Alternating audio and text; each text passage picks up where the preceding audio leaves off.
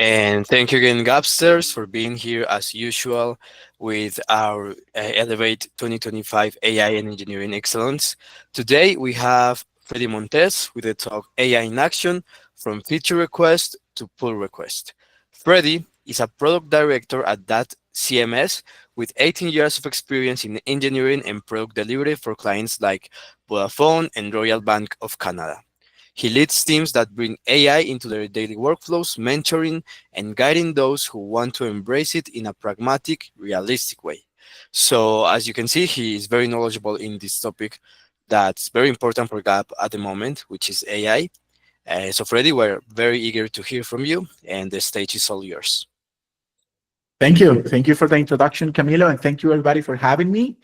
Yeah, like Camilo said, this is a really interesting topic for me. Personally, I love it. I love how I can connect my creativity with even more deeper with AI and obtain more results faster. Um, Camilo already introduced me, but I'm Freddy Montes. I've been around technology since the age of 13. I, I went from student engineer to student graphic design. I used to be a webmaster. Some of you might never heard about that, but it was basically, we didn't have backend and frontend. We have one guy that do everything. In my career, I've been working with customers in different parts of the world, like Vodafone, Royal Bank of Canada, backcountry. And I've been wearing a lot of different hats. I've been developer, designer, teacher, team lead, and currently I keep calling myself product manager, even though I lead the product team in .cms. So like I was saying, I think that the challenge is not the technology itself, like the AI itself, but it's more like how do we adapt to it, right? And today I want you that come with me and explore that change. So the agenda looks more or less like this. So 88% of developers say they love AI, but only 3.8% ship it. I'm going to show you about the 4Ds and how to go from, oh my God, I'm scared of AI for different reasons, to become a professional on how to use AI. And last but not least, I will show you a little bit about how do I use AI from not only the code part, but the planning part, which to me is the most important. Um, so like I was saying, like 80% of the developers report productivity gains with AI tools, but and you can see that, and I'm not talking about like all this social network stuff that you're seeing. This guy Charlie, I follow him on Twitter. He works as a senior software engineer on YouTube, and literally last week he was tweeting about they in YouTube they're going to have like a vibe coding week. I don't like that word, and I'll show you that later on YouTube, right? And and he was saying like now it's clearer than ever that there is no going back with AI. The productivity boost is indisputable, and it's time to adapt responsibly. And that's the part that I want to make sure that we understand today, the part of adapt responsibly. I asked him like, what is this week about? And the answer was, it's a week focuses on demos and training to motivate developers on how to use AI tools, basically very similar to what you guys are having in Gap right now. And the last piece of this, it was like the CTO is the one who provides the space for the event. So we're seeing here, like when you see a company like YouTube dedicates entire weeks to AI training, you gotta admit that something fundamentally is changing in software development, right? This is not something that a bunch of people in social network is trying to bomb for clicks. Like there is something there, right? But at the end, only 3.8% of developers are having confidence on shipping AI code without human review. And I think this is right. Like without human review is the important part. Like I was looking at some stats, and ChatGPT achieved 65% of accuracy on coding tasks. And to me, that's not a low. I don't think that's a low number. Actually, I don't know a lot of developers that can have that number. Copilot is 46. Code Whisper, the Amazon one that nobody uses, is 31. Um, and I think that the gap is how the team is using it and not the tool itself, right? So normally I see like two sides of the spectrum. Like I see the panic crowd, like people is like, oh my God, AI is going to replace us. I don't want to use AI at all. like all those sort of things. But on the other hand, the competitors, your competitors, other companies that compete with Gap are using it, right? And I think that the teams that are panicking, they are missing genuine productivity gains, right? But then we have the other extreme, which for me is even worse, which is like the copy paste grow. Like, let's ship whatever AI gave me. AI said this, I'm going to copy and put that code. And that's creating technical debt faster than ever, right? Like, I really like this tree, like by coding is where two engineers can now create tech debt for at least 50 engineers. And this is true. Like, even though the AI can write code, it doesn't mean that it's always the best code that you should push to production, right? Um, so both of those approaches are wrong and both are dangerous, right? So most teams just go straight to prompting, right? They go and like start like prompting without any systematic approach. They don't quite sit down to understand what AI is actually good at, right? And like any other tools, these tools can be good at some things and not so good in others. Like, you are not going to use a saw to, I don't know, open up a hole in your wall to hang a picture. That's very similar. Like, you gotta understand what the tool is good at. Um, you need to evaluate the output of the tool and make sure that it aligns with your goals. Um, and you need quality controls in place. Like, you can't just ignore quality controls and trust blindly on the AI.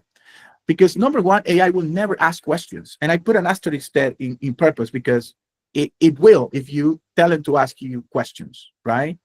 And I think that's a very powerful way to use AI. Like, you have an idea, validate it with somebody, you don't have anybody close, use AI to validate that idea. But again, trust but verify. So normally AI is like, if you tell it, build authentication, it will start coding immediately.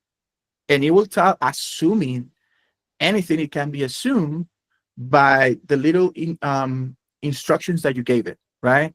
And that could be really, really dangerous. Again, like I was saying, 80% of productivity gain versus 3.8, keeping confident.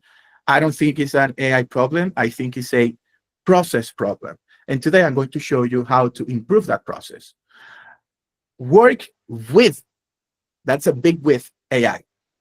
Give context, be specific, and more important, keep your engineer judgment engaged. Like, you always have to be judging the output of the AI. Um, this is not that AI is good versus AI is bad. It's about learning how to use correctly. And I know what you're thinking. Some of you might think, yeah, but it's hallucinate, it makes error. People blindly copy and post code. It's not deterministic. It's like, yes, that's true. But we can work with that and we still have some gain. And that's on you, right? You are the one that are going to get the best output if you use it correctly. You can still produce value faster and better with AI.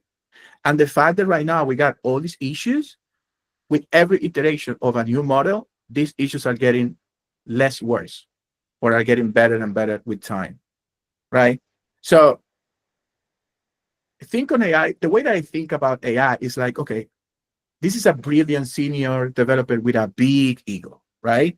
Um, it knows every pattern, language, um, but never stop to think about what you're actually asking. He's just going to try to guess everything in the middle. The magic happens when you learn to work with the personality, like giving them content, be specific about what you want, and keep your engineering judgment, like I said, very engaged, right? And to do that, recently, the Anthropic, which is the company behind Claude, they come up with these 4Ds frameworks. Um, and the whole idea is to mitigate all those risks. So how do you mitigate all those risks? How do you get benefits without the disaster? There is actually a framework for this, like this 4Ds framework developed by the Anthropic, right? And these are, think of this as the essential skill for working with AI effectively, efficiently, ethically, and safely, right? And this is the 4Ds: delegation, description, discernment, and diligence, right? So let's start with each one of those because they are very important. What is delegation? what work should AI handle versus what work should you handle. Okay. And this is about the bigger picture, understanding your goal. You are the one that have the goal, not the AI. So you got to be very clear on explaining that goal. And this is a way that you can think how are going to be dividing the work between what work are you going to do and what work the AI is going to do. Like I was saying before, a lot of people just don't start thinking about delegation. They just jump straight into code without understanding the problem. And worse, skipping planning. Skipping planning is very dangerous in software development. Skipping planning face like 30 to 50% higher cost from delays and defects remediation, right? Like fixing a bug during, like understanding a bug during development and fixing it during developer is like 50x expensive than finding or talking about that bug during planning. And doing it in production is like 50x more expensive. That's why planning is key. And I don't think that I'm talking about planning because I'm saying like, oh, we're using AI to develop this. Like planning is always important, even when AI didn't exist. So either you're doing the planning consciously or not, you are doing planning. Like when you ask your PM clarifying question or features, or you're showing a demo only to hear back like, oh, that's not what I expected, right? I mean, everybody has faced something like that. And again, planning isn't an overhead. It's what accelerates coding and prevents painful rework cycles. And honestly, those cycles as one of the leading cause of burnout. And I know a lot of people are thinking like, yeah, but my boss is pushing me to like start coding right now, very fast, and all those sort of things. And I get it. Um, Everybody has facing bosses like that. But if you now with AI, I think is having all these tools on our hands that we can accelerate planning and make it so fast and so easy is like it's irresponsible not to do it at this point. It was irresponsible before, now it's even worse. So some ideas on how you can use AI for planning. Like for example, edge case discovery. Like even though you can think about or someone thinks that can think about every edge cases, trust me, if you explain something to the AI and you ask it what could go wrong here before starting writing code, or you're gonna see scenarios that you definitely miss, things that you never thought about it, and all those sort of things that then you can bring to the table and be ready to code all those scenarios. Another thing that I really like is user persona validation. So upload the requirements to the AI and ask him to play different roles. Meaning like, okay, if you're working in this product and it's about e-commerce, asking like, okay, play a role about a persona that is going to purchase this thing in your e-commerce, you know, and asking to validate how that user would interact with that requirement. Will that make sense for the user? Doing it more from the requirements? Am I missing something? Another thing that I do a lot when I'm planning features is like comparing the technical approaches. Like, okay, I have to, build this thing. Should I use a non-SQL or a SQL database? Should I use this framework or this other thing? Should I build the cache using this, or what do you think about that? And asking to give you the pros and the cons, right? Before you commit it to each one of those, to any of those approaches. Like, and you can start saying like, having like a conversation the same way that you have with a coworker, like, okay, but you're telling me that I should do this, but you haven't think about this other thing, and just like putting your ideas out and compare it with the AI. Trust me, you're gonna get a lot of information. Acceptance criteria generation, very similar, right? So give your AI a feature description and have it to draft a compressive acceptance criteria to validate with your team, with your product owner. Like this is very helpful too, right? So again, and the important piece of this is like you are not telling the AI like do this work for me. It's like I need to do this work. I have these ideas. What do you think about it? Am I missing something? Right? And then having this kind of conversation. Like, for example, when I was planning this talk, I was like trying to think about, okay, what is a good example for the demo? And I had this idea of, oh, what about like a car loan calculation? And I was like, oh, that's pretty cool. I know how much the car cost, but if it's a loan, how much I'm gonna pay. And I was like, oh, that's cool. And then I realized you don't know how the math to calculate loan actually works, and you need that to build this thing. I went straight to Claude and I started asking, hey, I have this idea, how this loan thing works, and blah, blah, blah, and just explain me the whole thing. And I was like, oh, cool, now I got it. Now I can understand how this works, so I can build this little demo. So the next D, description. How do we communicate effectively with AI system, right? So like I've been saying, like, okay, create a component. This is way too vague because there is a lot of things you need to know that you probably already know as a developer to create a component. AI knows way more than what you know, but AI doesn't know what are your specifics for your component within your project, right? So AI is going to try to guess what you want. We don't want AI guessing. So if you said create a component that displays user profile with name, email, avatar, user existing card component, because maybe we already have one that matches the design that we have in Figma, because maybe we have that and we give that, we already given them more context, right? So you gotta be specific about the interface, the validation rule, the user experience edge cases. So description is not only about writing good prompts or clever prompts, it's about having detailed, content-rich conversations, right? Um, the other thing that is really helpful is when you ask the AI to give you the output in a specific format that it works for you. Like, how do you want the response of the AI looks like? Do you want it to be a JSON? Do you want it to be Markdown? Do you want it to be a specific template? Like, that's really important.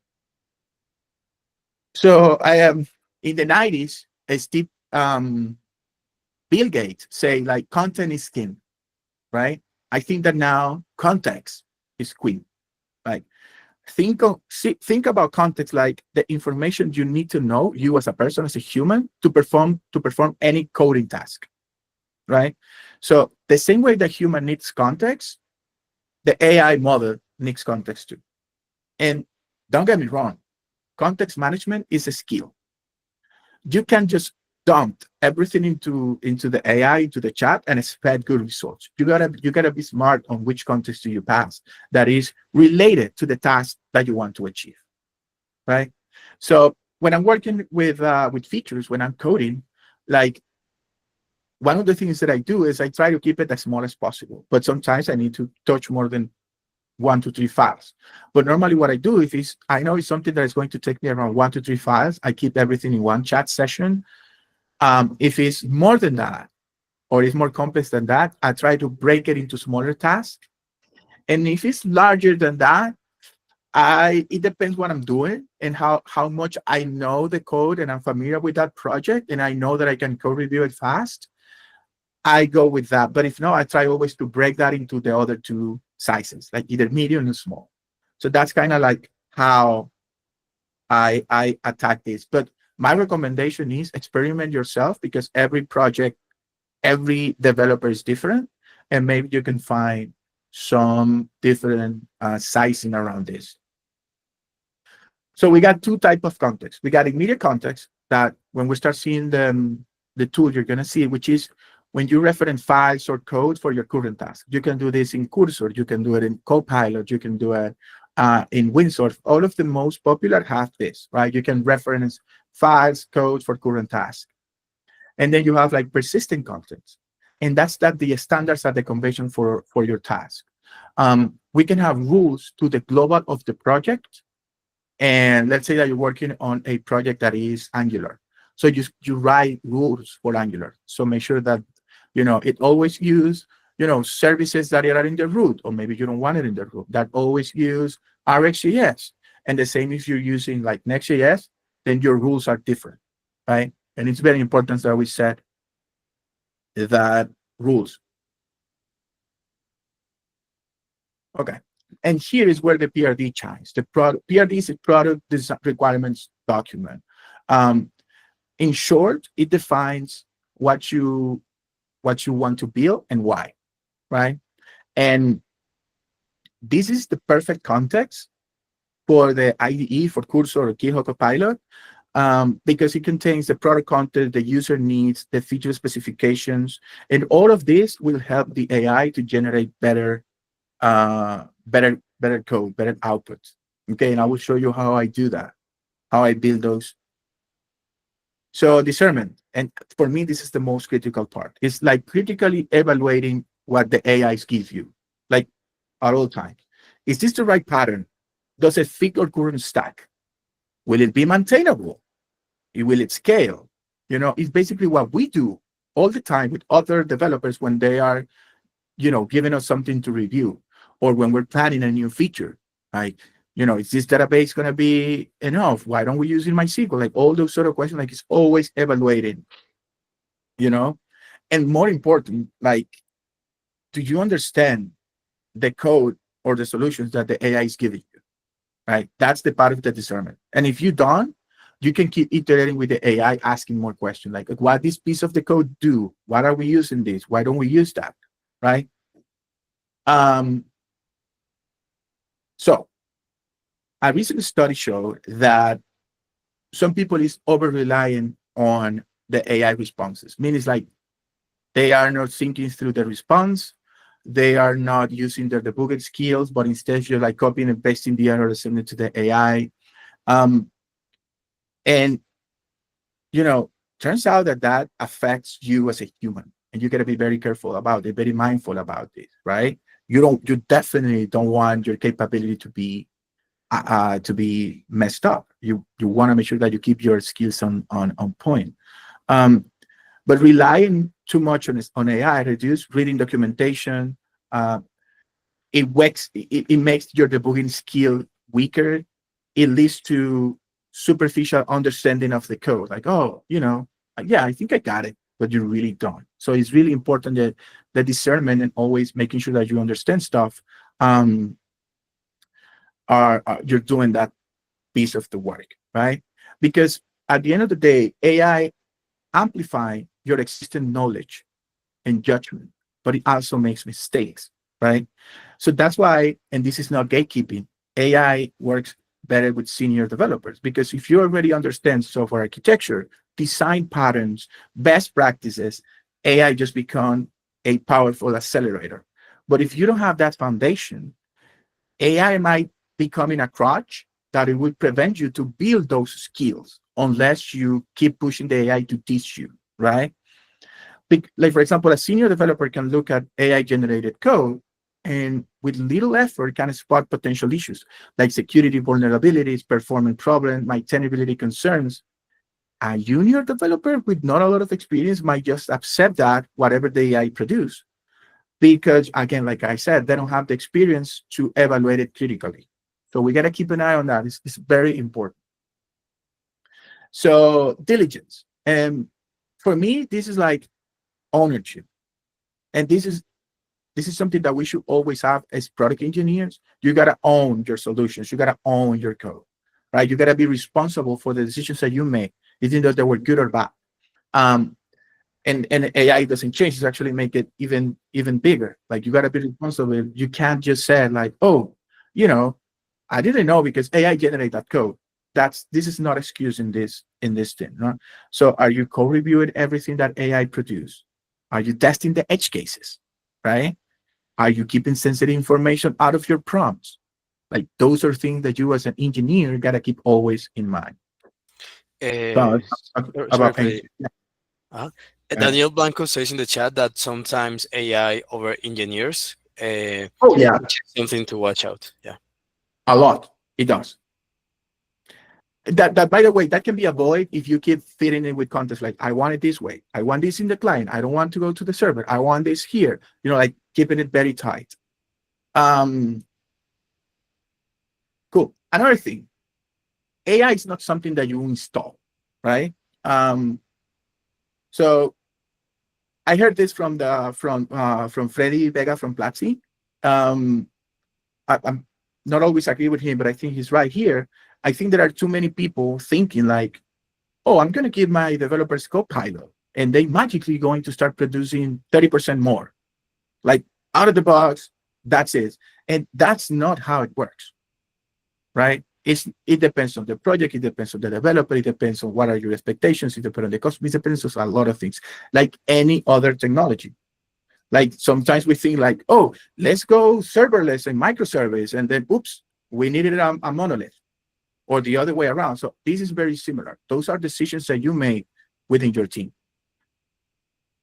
So basically, working with AI feel like small loops of iterations. Like you describe something, you evaluate the output, you refine it, you repeat, and you keep going, right? You describe what you need, you evaluate what you get, you refine your request, you evaluate again, and so on, right? It's iterative. It's not like a vending machine that you go and said, give me this soda, and you get the soda back, and that's it, right? And I want to make sure that we set some realistic expectation, because to me, this is the main problem. There are so much buzz around AI, and we're seeing so much YouTubers and people saying like, I built this startup company in a weekend. And it's like, well, you build a little app which clone Airbnb, which is cool and everything, but that's not a startup, you know? So AI won't fix poor engineering practices. It won't. If any, it will amplify it, right? EA, like I was saying, AI won't replace proper planning, organizational function, and experience. It won't. AI won't solve organization dysfunction, right? And like I was saying before, AI won't make inexperienced developers suddenly productive, right? If in your company you basically have this process where you are always like thinking about how many points are we going to do? Do we run this ceremony? Are you keeping the ticket in the right column of the Jira? Like if you're focusing more in the process of building software, that the output of value of the software that you're trying to build, AI won't fix any of that, right? And we got to be very careful about those setting those expectations. So demo time, the cool part. So let me stop sharing this part of the screen. And are you seeing my cursor now? Double checking. Yes, we are. Perfect. Okay. So this is cursor. Um, for those who haven't heard about it, it's a fork of VS Code with AI integrated natively. The difference between Cursor and Copilot, to be honest, at this point, there is not so much, even though for me, Cursor is still giving me better results. But Cursor have AI integrated directly, while Copilot started as a plugin to VS Code that now is basically coming installed in VS Code and everybody's using it. But because Cursor was built with the mind of like, this is going to be an AI assisted IDE, it's still working better. I wouldn't lose, I wouldn't stop looking at GitHub Copilot because there's Microsoft behind it and they're probably throwing a ton of money on it, and they're at some point they're going to catch up. But at this point, for me, Cursor is the one that is giving me the best results. Okay, as you can see, it looks very similar to VS Code. Like you got your project files on the left, you got some extensions and stuff like that here. And then, but if you type Command L, you get the famous chat assistant, right? And here's where you can start interacting. This is the main way that you start interacting with your project. Now, you can do here a lot of things. You can set if you want to use it as an agent, which is basically allows you to plan, search, and build. Ask is just to ask question about your code base. It's really good for onboarding new developers to your project. Manual, you exactly decide what to get added to the context. In this case, the agent decide what's to add based on your requirement. And you can create more. You can create your own custom models where you give access to the tools, and you can even add your own custom instructions, which is pretty cool. So that's the basic thing. The other piece is like the settings, right? So you have the settings for Cursor and you have the settings for VS Code. There are two pieces here that are really important. One is the rules, right? Right now they have these generate memories in beta. I haven't tried. But these rules right here, this is where, let me just copy this.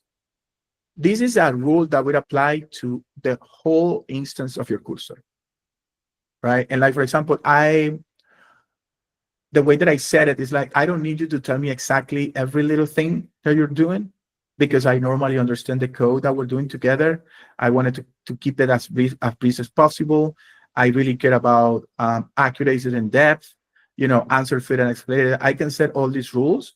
And one other thing that I said is always use conventional commit forget, right? You can write this in just plain text. I just use this format to test it out and it works really good. But you can do the same in just plain text. And the other piece that I think is really important to set up is the documentation. So it turns out that you can give Cursor access to the documentation of the frameworks, your libraries, even your internal documentations that you use.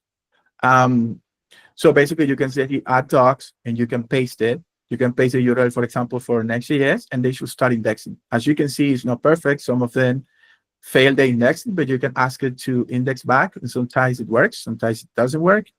Maybe something changed in Next.js and then they need to index it again. But the cool thing is like after you do this and you add it, then you can reference that documentation in the chart. So let's talk about reference because I think it's really important.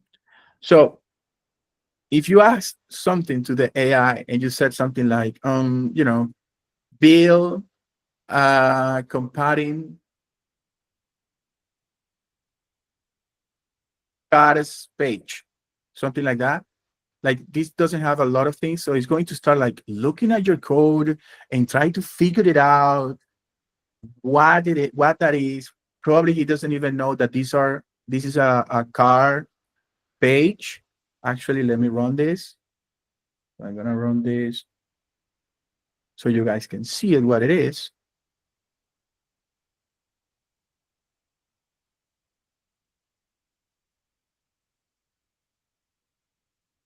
So this is basically a little app. It's just a listing of cars, and if I click one of those cars, you go to the detailed page of the car. So it's very simple. The backend of this is using Airtable, which is like an Excel kind of thing that gives you like a little simple database for content.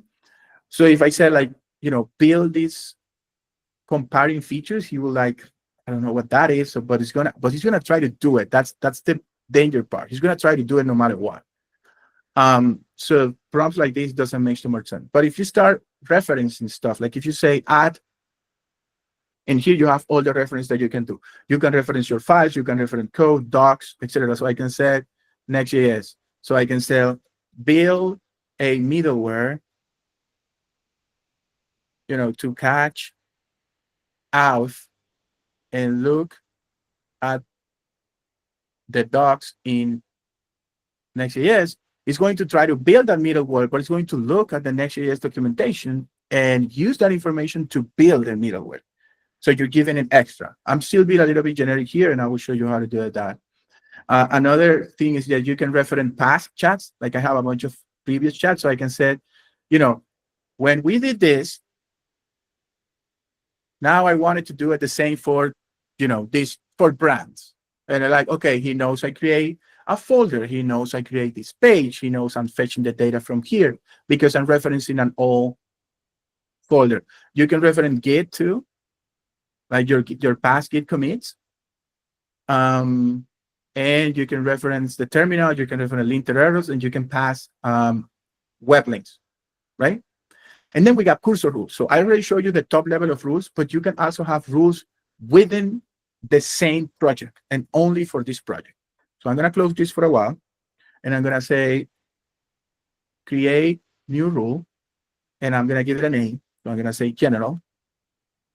And now what it does is it creates this file, and then here I can write my own rules. And I can say, do you want this rule to be attached automatically, like using AI, and I can configure some patterns to match? For this particular rule, I'm going to say always. But this is something that I really like to do, right? So instead of me writing the rules, what about if I ask Cursor to write my own rules? So I'm going to say, I got a prompt right here, so I'm going to copy and paste it. So I'm going to say, okay, Look at the configuration files, right? This is a front-end project, Next.js. So all the information about the libraries are in the package.json, the components.json, because I'm using chatcn, the configuration of the CSS, and the TypeScript config, right? And I said, write the cursor rules for this project in the general file, which is not referenced here, but I can, if I can find it, because sometimes I haven't been indexed, I can drag and drop it. And I can drag and drop it here. And I'm saying like, separate the rules by category, included, but not limited, tech stack, UI, style, and TypeScript, right? And I'm gonna hit go. So it's gonna analyze the files that I sent, and it's gonna write the rules for that, right? So now we got here the rules, and he's saying, okay, for the tech stack, we got Next.js with TurboPack, we got React 19, we got TypeScript, we got all these sort of things. Airtable for data management. For the UI, we got chatcn, we got Lucid for the icons. Is actually looking at the TypeScript configuration for the aliases for TypeScript. How do I use styling? I'm using Tailwind. Um, so it's basically writing all these things. It's actually mentioned the dependencies, stuff like that. So now I accept that, and I have these rules. Are these rules perfect? Not even close. This is where the D of discernment and comes in. You got to read this. You got to read it, and you got to make sure that it aligns with what you know about this. Even though the cursor knows a lot of things, it can still hallucinate.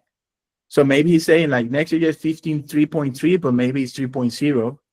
And the way for me to check that is I got to go here on the package.json, and I can look for next right here. Oh yeah, no, he got it right. So it's fine. But like these little things are important. In this case, because of the demo, I'm going to accept this mostly blindly, but we shouldn't do that. And I can come here and I can say, okay, let's commit this rule. And it's writing the commit message.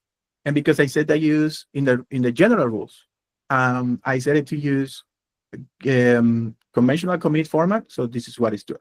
So I'm going to commit here. So right now we got two set of rules. We got the global rules, and now we got the project rules, right? So every time we do a request to the LLM, both set of rules are going together with the context, because each chat message doesn't remember the full context. At least the models doesn't have that right now. And I can even go even deeper, and I can say, okay, so I can say, look at the Airtable file that I know that I have right here, right? And the services, where is it? How my services are structured, and write the rules so the LLM understand when you have to write new services. So right now what I have is I have the Airtable that communicate directly to Airtable, but if I want to get from Airtable, I want to get cars, I create a service that basically is specific for that domain of cars. So I have all the car types and all that information, right? So I can say, look at the Airtable and the car.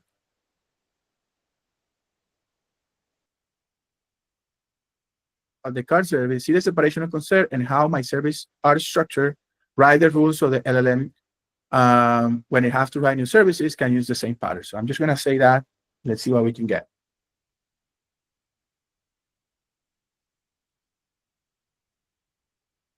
So if I go to the rules, you can see that it's adding the changes here because he knows we're working with this file. And he's saying like, okay, the services will be places in this folder. Each service should have its own file name. And it's basically asking like, okay, what is the services structure? It should have a transform function for data mapping. It should have the services object for CRUD method. So he's basically inferring all that from what he saw in my file, right? So you should have basic methods like get one, get all, domain specific method, like you should use type safety with type to strict and sort, right? I can read this, I can see some of these rules are a little bit redundant and I can clean them up. But again, for the sake of the demo, I'm going to accept them. So now, just like that, I have a rule file that I have a lot of the architecture of my little project. But now let's do real work. So let's try to add a full new functionality. So in this case, I can either keep working on this chat, but to me, this chat is already very specific about ruling. So I tried to open a new chat and start from scratch. And I have a prompt right here because it's really long. But basically, what I'm saying is I want to add a search functionality to the app, right? That's what I want to do. So that means that I'm going to throw a search box somewhere here so I can type and search for cars. So, and I'm being very specific here and saying the user will be performing search in the listing in the client side. Don't go to the server for search. It's just plain client search with the loaded cars. The user should be able to find cars by name and brand. And I'm basically saying a little bit how I think this should work. So create a new component for the search input. Create or move the car grid component to a new file. Create a listing component that will contain the search input, the car grid, and the state for the filtered cars. Use the new listing component in the page. And this is the key part. So I can end this here, but I always want to do one step further. I said, before coding, write a step-by-step implementation plan for this feature. Keep each step as small as possible. And this is the most important part, if you have any question that will help you to perform your task better, ask me now. If not, proceed with the plan. Actually, proceed with writing the plan. Just make sure that he doesn't think that I'm saying implement the plan. I'm going to hit enter. So it's going to write the plan. So it's saying like, okay, I'm going to create a component here. I'm going to implement a basic input field with a search icon. I will add a on-change handler, a style with type in CSS. I'm going to create this component. Blah, blah. So it's basically saying me one by one what he's going to do in what order, right? So I can review that before actually happen, right? And then it's asking questions, right? Should the search be case sensitive or case insensitive? For this, insensitive. For this case, I'm gonna say no. Do you want to add any loading stage of animation during search? Again, no for now. Should we add any debounce to the search input to prevent many re-renders? I'm gonna say yes, 15 milliseconds. And last but not least, do you want any additional filters? Well, and I will say no. Okay. So now I can set, because it's telling me that it's going to modify 1, 2, 3, and 4 files, I think I can handle that in one take. So I'm going to say no, no, no, yes, and then set proceed with the plan.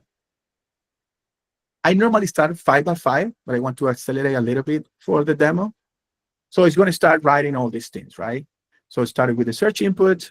You can see it there. It's creating a use the bounce hook. Now it's creating the card grid component. So let me scroll here. You can see that it's found an error, a linted error. So it's gonna fix it. So it creates the card component, which I don't know what he did because we already have one. And now it's creating the card listing to hold the combination of everything, right? And last but not least, it updated the page, right? So basically said, okay, I complete this, I did all these things, and then it makes sure that this functionality is not implemented with its features, blah, blah. So technically, if I upset everything, which I'm going to do, everything should work. I don't know, but let's go here, and boom, we got an error. And this error is basically because you are importing the component that needs user state, but this should be in a client component. This is a really easy problem to fix. I can either ask the AI to fix it, or I can fix it myself, right? So in the card listing, I can go to the card listing, which is not there just yet because I haven't found it, but it's here. And the only thing that I got to do, because I know Next.js and I know React and I know React Server components, I can come back here and it says this, and now it works. By the way, this issue here is an extension that I have that is causing issues. So technically, I should be able to filter by brand and by name. So I'm going to start with Hyundai. Okay, looks like it's working. I'm seeing all Hyundais. Now let's try with Kona. Okay, so out of the box is working. technically, some people is going to say, this looks good to me, I'm going to push it. But we are not those people. We are going to co-review the whole thing, right? So here it removed the grid skeleton and probably moved somewhere else. We'll see later. So it imported the card listing and it's passing the card that he's fetching here from the service in the server, which is exactly what I wanted. So he created a card, which I think we already have, so we can look at that. But basically, this is just HTML to render the card, not a big deal. The card grid, he just moved the card grid that we have in the home and put it here. The card listing is the one where he have the combination of the search input and the card grid. And now here, when we type on search here, it filters the card based on that. Basically, very simple filter of an array, like looking for the title and the brand. Nothing too major there, of course, very basic. The search input, it has the debounce that we said using a hook. If I'm not mistaken, use debounce. It got a state because we need to update the state in the input. And it emits the on change, no, the on, what was the name? Handle change, debounce change, I think the name, on search. So that's the name that we get. And then they use debounce as a very basic hook, React hook, to implement the debounce. Like every time you type, when you stop typing, this amount of time is where the function is going to get called. So you don't have like, and every little touch of the keyboard, you're going to get that. But I know that I think we already have a card, if I'm not mistaken. See, we got one here, and now we got one here. So it's already duplicating stuff, even though I never said that we got a card, but I assumed that it was going to have it. So what we can do here to fix that, I can either, the easiest, I can delete it I can delete the new one and ask him to use this one, or I can set, I can go back to the chat and I can say, you created a new card component, but we already had one here, and I can just drag and drop the original one. Use that.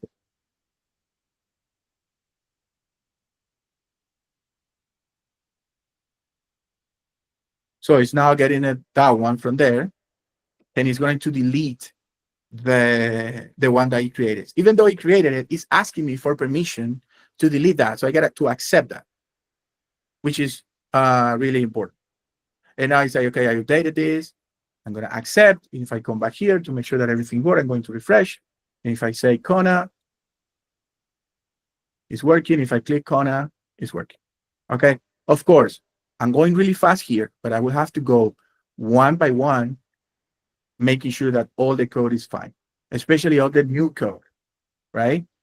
Like, is this state don't have any memory leaks? Can we do something better? He's using use memo, which is great for the filtered card. That's pretty cool. We should use memo. Is this hook being destroyed? Do we need to be destroyed this hook? Like all those little things, like we definitely have to fix it. Like I will not allow this any here, like never. But it's actually suggesting me to fix it too, right? Or I can come here and I can say fix this in the chat, and it's going to get that error here, and let's see if it can fix it itself.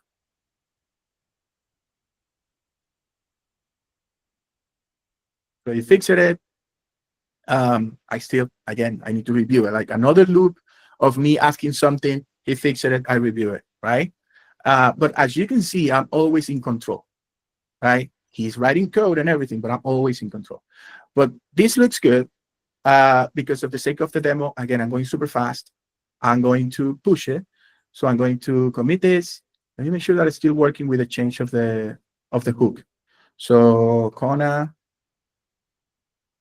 2020, any cards on 2020, there you go. Okay, so it's working. So I'm just going to push this. And now I want to go. This was a very small, if you think about it, it was a very small change. Like, okay, I added this, but now it has debounce. It's just checking that everything fits. It's doing a lot of things, and we do it fairly fast with a prompt and refinement. But what about if I want to do something bigger than that? What about if the requirement is like, oh, I want that in the detail page, we can have options for long. Like how much am I going to pay every month if I buy this car with a specific loan, right? So let's try to do that. And for those cases is where I don't go straight to Cursor, even though technically I could, but I'd rather to go to one of the tools like ChatGPT or Claude. So in this case, I already have a prompt that I'm going to show you, and I'm going to go to Claude, and here I'm going to paste this prompt. This prompt is more or less, I don't think it's that big, but it's kind of. So you are a senior product manager. You're creating a one-page PRD, which is a product requirement document for a new feature in an existing app. Keep it consist and actionable, right? So what is the app name? It's a car listing platform. It's a web application where users browse and evaluate used cars for purchase. What is the feature name that I want to do? I want to do a car loan detail. In the detail page of each car, add a loan calculator that um, uh, enable user to calculate the loan payments, and then what is the type of user and what is the problem that I want to solve. But the other key piece is like, how do I want this output to look like, right? So it looks like this. I want it to look like this. I want it to have like the feature name, the problem, the solution, the user flows, blah, blah, blah. All right, so I'm gonna do this. So it's gonna start writing this PRD, right? So the solution is an integrating calculator for each card. This is the user flow. This is the requirement, blah, blah, blah, blah. And again, getting the output, I'm going to review it, make sure that it handles everything that I think of. I can go with my team and show it this. And guys, what do you think about this? Am I missing something? What should we do in here? Do we need to add more? I can expand the prompt to give me even more, right? I'm not going to use this particular PRD because I don't have time to review it, but I already have one that I got for this one. So what I do is I'm gonna copy my PRD, where I have it here, and I'm gonna go back to Cursor. You can put this wherever you want, but I create like a plan folder, um, and then I put my PRD dot markdown, and then here I'm gonna paste it. This is the one that I got. It's very similar to here is the feature. Um, Here is the problem, here is the solution, the user flows, the requirement. You're gonna find tons of PRDs templates out there. Um, to be honest, I think the best way is to get with your product owners and your product managers and get your heads together and try to come up with a proper template, a proper prompt, and put it down in your prompt library. But yeah, now that I have this here in my project, right? So the next thing that I want to do is, even though this is okay-ish, and if you throw this to the LLM, it's probably gonna build something, but I always want to go as detailed as possible. So what I do with the PRD is I turn it into a step-by-step plan. And the way that I do this is, once again, I open a new chat and I said, this prompt that I have here, I want you to generate a very detailed step-by-step plan to implement a new functionality, describe it in the PRD. The loan calculation will be done in the browser. Again, make sure that they don't go to the server for anything. I want you to implement the logical in a logical order. For example, create the form, add the form to the detail page, add the calculation, validate errors. Actually, there is no semicolon there. A flow that me as a developer can test each step. Okay. Before doing that, making sure you look at the folder, and this folder is source, to learn everything you need to build this new feature as clean as possible. The detail page of the card is in page. I'm going to make sure that I'm referencing the right one, which I don't know. Sometimes the reference doesn't work when you paste the project. So I'm just going to reference by drag and dropping. And then I'm saying, and finally check. So, or text tag or CSS library and everything else. When you have the plan, store it in a plan.md in the folder. And I'm going to reference this folder. Right, so I'm going to hit enter. So it's like looking at the components right here. He's searching the code base, right? All this is what he's doing using the tools. So he's searching what we have. So he's saying, based on my analysis, I can see that the Next.js plugin is using all of this that we already told him before, but we gotta be existing. So let's create this. So he creates the detailed plan. It's called an implementation. Blah, blah, blah. So I'm going to accept the plan because it's easier for me to read in a bigger screen. So here's the implementation plan. And he said, okay, step one, I'm going to create a long calculator form. It's located here. The inputs are going to be this, this, and that. I'm going to create a long calculator, blah, blah, blah. So I need to read all this plan, like all of it. And like for example, I know for the fact that I don't have a testing strategy set up for this little project. So I will not use this. I will read everything, um, making sure that the plans aligns with what I have in my head that I have planned. And then again, I go back with my team. Hey guys, what do you think about this plan? Does it make sense? Hey, PO, product manager, product owner, what do you think about this plan? Does it make sense? Right? Like I said, we are bringing this new process into our current process. Like we're not replacing, we're augmenting our process, right? Anyways, like any other thing, I iterate a lot to get a proper plan that I was comfortable with. So I'm not going to use that out of the box because I already have one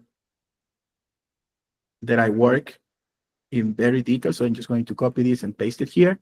So this is my plan. I added some rules like only use ChatCN component, install if needed, because it was trying to use a lot of things. Don't use any libraries for forms, just keep it simple and native. Um, you know, just describing everything like as detailed as I can see. So this is just my brain and the AI putting the plan together, right? And once that I have that, I can open this again, new chat, and I can say, okay, using the implementation, I want you, actually, I think I have the prompt somewhere. No, I don't have that one. Anyways, I want you to implement this plan step by step. I will be, this is the important part. I will be telling you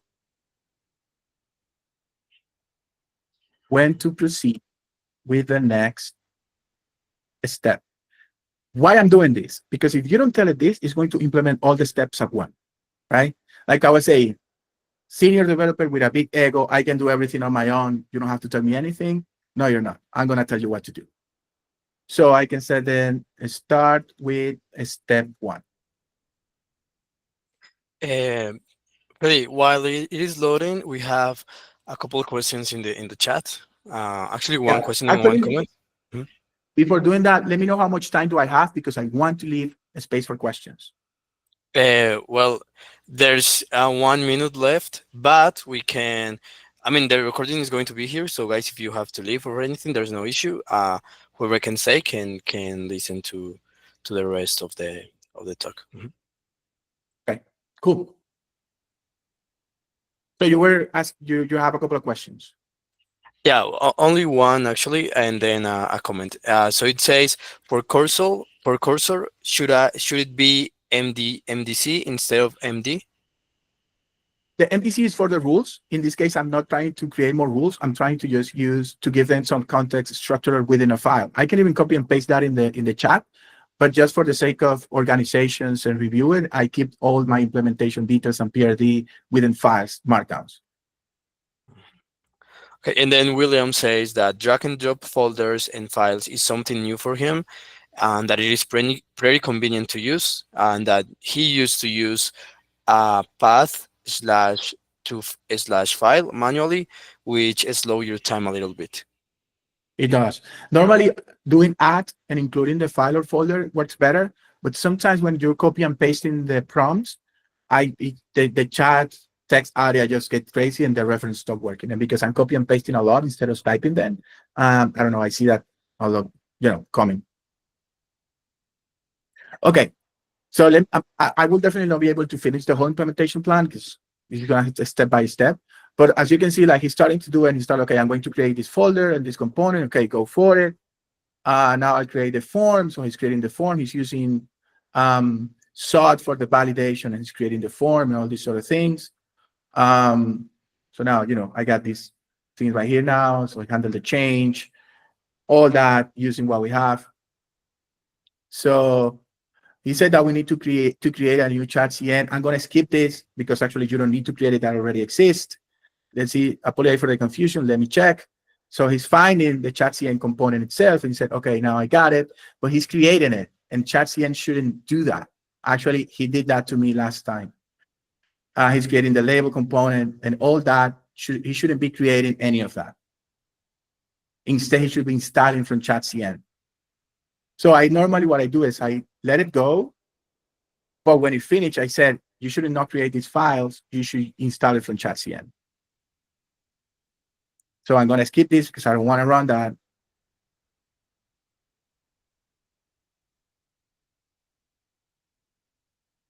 So now this component, he should definitely created the long form. The input, the selects, and the labels, those are coming from my library, and you know that. He tried to create it, but he shouldn't. So I'm going to ask it very soon, like, hey, don't use this. So let me see if he gets that. Don't create input, label, and select. Install them from chatcn if you have to. And he should go like delete those. So now he's doing like add input, label, and select. That makes more sense. Let me update this thing. Yeah, he's using the old version of chatcn. Now it's just chatcn. So now he's installing.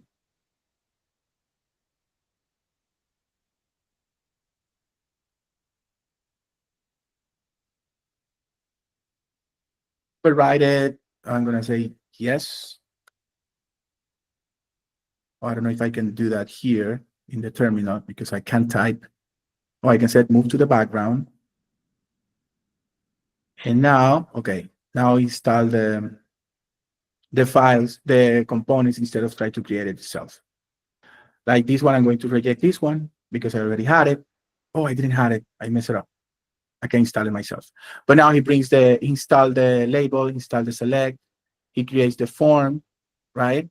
And as you can see, even though with very clear instruction, I'm still in charge of understanding like you need to install this from chatcn, right? It's not like I'm gonna let you do your thing by yourself.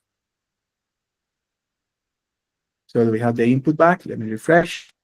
No, so I'm gonna install it myself. Okay, cool. Now I got the input. So I can accept everything and again, come into the changes and start looking like, okay, I don't need this. He tried to install it, but I don't need it. So I don't need this. I don't need this. So I can just, this shouldn't be here. This shouldn't be here, but all of these should. So here is my changes. Of course, again, I need to co-review all this. These are files generated by CN, so I don't have to care too much about them. But this is the one that I definitely want to implement. And, it wrote 86, it ran a bunch of commands in, I don't know, a minute or two.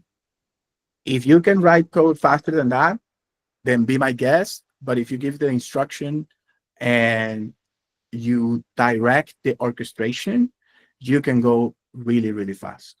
And then when I'm finishing reviewing this, I normally what I do is step by step, I commit.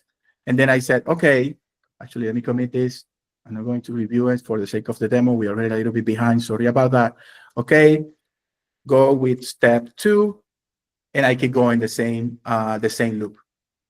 Okay, Camilo, if you like, I can stop here and we can answer more questions if there is any. All right. Well, at the moment there are not like questions in the queue, but guys, if you have any questions, you can raise your hand or leave it in the chat, and I'll make sure to tell them to Freddy.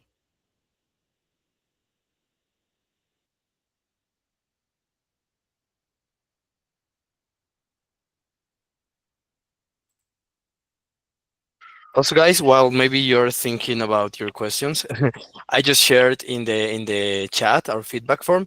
Please make sure to fill it out once you get the chance. And remember that this is the third option. Okay, this talk is the third option in the list.